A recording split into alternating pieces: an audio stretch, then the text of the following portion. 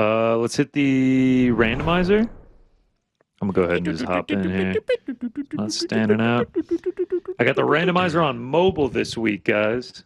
Wow, we almost just had a disaster. Oh my God, you almost knocked it down? No. I almost just stepped on the microphone cord and just walked right out with it. All right.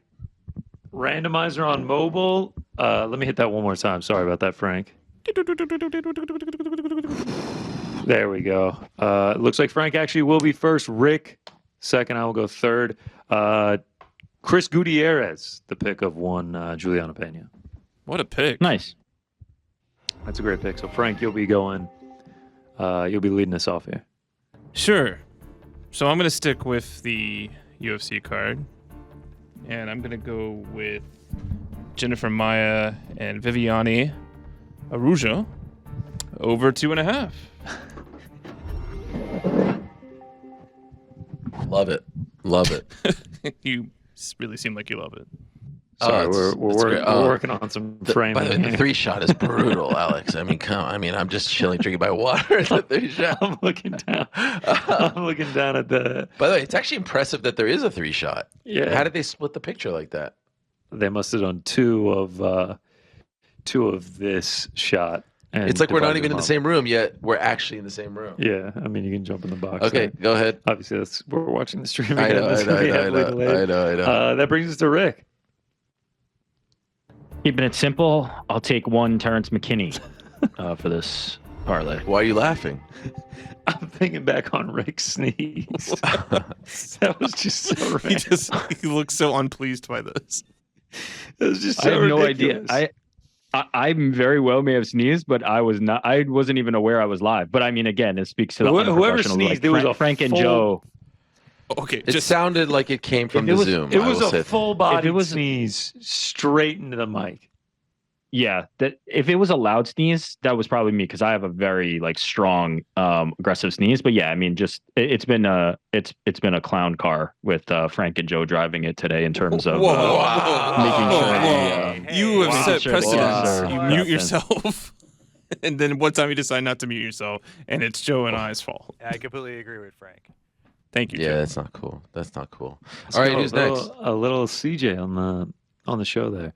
That'll bring us to me. Fourth and final. Head to my favorite spot, the alternate total rounds. Edgar Shirez, Daniel Lacerda, the rematch. Under 2.5, minus 450. And that brings the parlay plus money, plus 190. Ashley Yoder. Oh, you know what? No, it doesn't. I'm sorry, guys.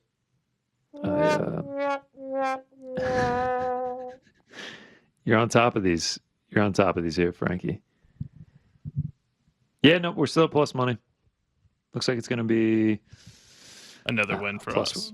Yeah, plus 178. Chris Gutierrez minus 380. Terrence McKinney minus 500. Shirez Lacerda under 2.5 minus 450.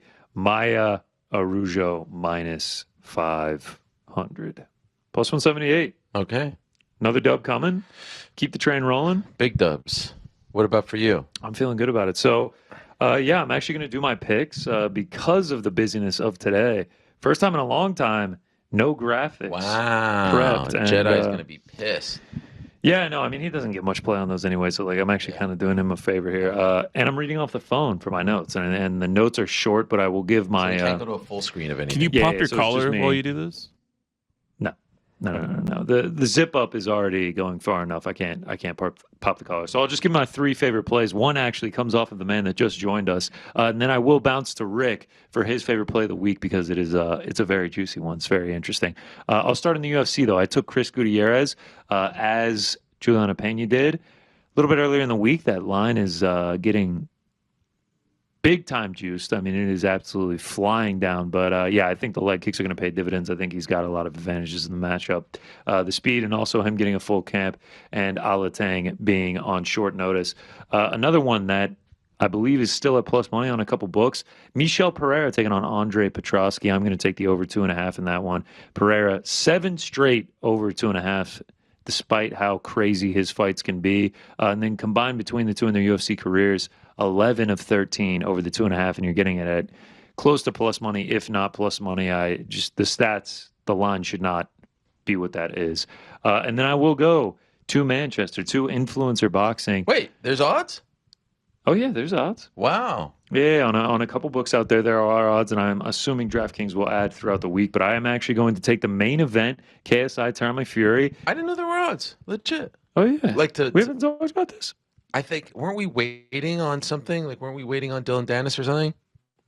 The odds are out for that. Oh, So Dennis plus 350. I guess I don't understand. I believe Rick was waiting for it to come to a certain book, Oh. DraftKings Sportsbook, that is. Okay, all right. But I will be taking the book. The Book of Love. Main event, KSI Tommy Fury. I'm going to take it to go to a decision. Kind of scared after that interview there. But I mean, if you look at it, Tommy Fury has been to 4 straight decisions. KSI, I do think Tommy Fury has him covered. I think he likely gets the dub. But 6 rounds, I don't think Tommy's going to finish him. I think this one goes to a decision. That is also a plus money play. And then I do have a parlay that I feel very confident in from the UFC realm. Hopefully can get a parlay in for the Misfits card. Aruja Maya over 1.5. Shiraz Lacerda under 2.5. McKinney Marote under 2.5 as well. A little violence and pacifist parlay there. And then over to Rick. I know you feel very strongly about a play this weekend. I honestly have no idea what you're talking about. What are we talking about? I'm serious. What are you talking about? This is absolutely ludicrous. I mean, we spent half the day on Monday talking about how you're going to bet on Dylan Dennis. Oh, yeah. I mean, look. Okay, sorry. I was confused by the. Do we not sit at lunch and he's just like, if I bet, I'm going to go heavy because I feel really strongly about plays. Yeah, I don't did bet go off often, for like but 10 when, minutes. but when I do, it's a miss- heavy play. You're misunderstanding and mischaracterizing. I don't feel strong about it. Nobody should feel strong betting on Dylan Dennis. What I feel strong about is the value.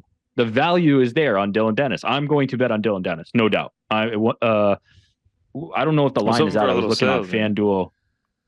What's that? Why would you look on FanDuel? Sportsbook.draftkings.com is the way to go. Man, I thought we were going to get a sales pitch here. I mean, you talked Joe into it. Joe's doing it. You're starting to talk me into it. I'm doing it. I guess not now. I was expecting. I wasn't on the same page. Yeah, I guess no, I wasn't on the same page. I wasn't on the same page. I thought when I was teeing that up, it was gonna. You were gonna Speaking of not being on the same page. No.